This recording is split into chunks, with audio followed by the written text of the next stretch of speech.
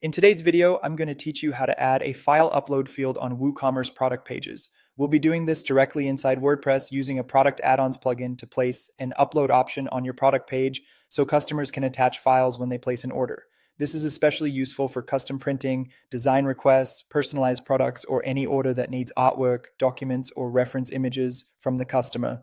First, log into your WordPress dashboard. This is where you'll manage plugins, products, and all the settings needed to make the upload field appear on your WooCommerce product pages.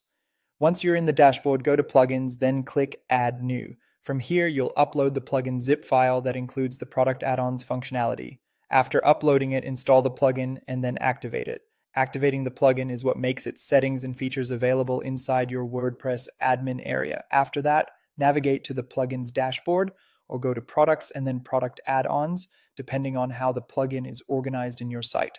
Here, create a new group. Think of this group as a container for the extra options you want to add to your products, including the file upload field.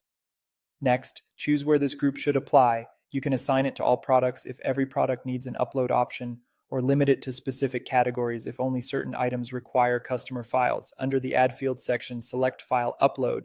This creates the actual upload box customers will use on the product page.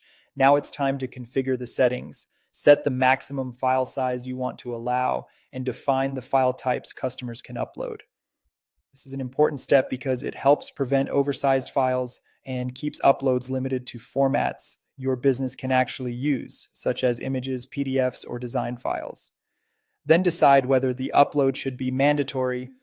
If the customer must provide a file before checkout, turn that requirement on. If the upload is optional, leave it as not required. This choice depends on whether the product can be fulfilled without customer input.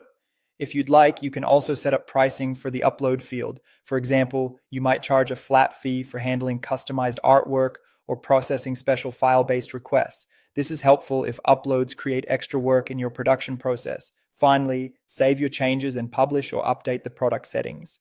Once that's done, visit the product page on the front end of your site and you should now see the file upload box available for customers. That's it.